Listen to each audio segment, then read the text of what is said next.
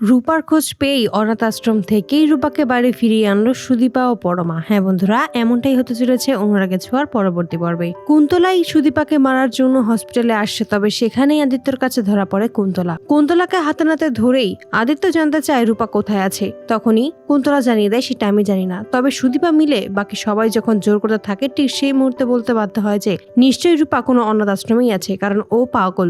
ওকে কোনো মানুষ পেয়ে থাকলে তারা নিশ্চয়ই অনাথ আশ্রমে নিয়ে যাবে। তারপরেই কুন্তলাকে জেলে ঢুকিয়ে দেয়। তারপর সুদীপা ও আদিত্য মিলে ছুটে যায় সেই অনাথ আশ্রমে। সেখানে এসেই সমস্ত জায়গায় খুব ভালোভাবে খোঁজ করতে থাকে। একটা সময় একটা অনাথ আশ্রমে এসে পৌঁছে যায় এবং সেখানেই সুদীপা যখন কথা বলতে থাকে, ঘর থেকেই যখন রূপা সুদীপার গলা শুনতে পায়, তখন সেখানেই ছুটে আসে এবং সুদীপাকে জড়িয়ে ধরে বলে যে মা, তুমি আমাকে নিতে এসেছো, আমি তোমার জন্যই অপেক্ষা করছিলাম, ওরা আমাকে এখানে রেখে গেছে। তবে ওই আশ্রমের মিস জানিয়ে দেয় যে আমরা এভাবে ওনাকে আপনাদের সাথে ছাড়তে পারি না, উপযুক্ত প্রমাণের প্রয়োজন। তখনই সুদীপা বলে যে আমি নিজে ওনার মেয়ে, এর থেকে আর কোনো বড় প্রমাণ হতে পারে না। তবে কোনোভাবেই মিস যখন ছাড়তে চায় না, তখন রূপা বলে তোমরা কেন রূপাকে ছাড়ছো না? রূপা তো বলছে ওই হচ্ছে আমার মা। অতঃপর বাধ্য হয় আদিত্যর কথায় মিস সবাইকে ছেড়ে দিতে। অবশেষে রূপা মুক্তি পেয়ে যায় ওই অনাথ আশ্রম থেকে এবং সুদীপার সাথেই বাড়ি ফিরে আসে। তো বন্ধুরা, তোমরা এটাই তো চাওয়ার জন্য এভাবেই কুন্তলাকে হাতে নাতে ধরেই রূপার খোঁজ পেয়ে অনাথ আশ্রম থেকে রূপাকে যেন আবারও বাড়ি ফিরিয়ে এনে সুদীপা। অবশ্যই তোমাদের মতামতটি জানিয়ে দেবে। ধন্যবাদ।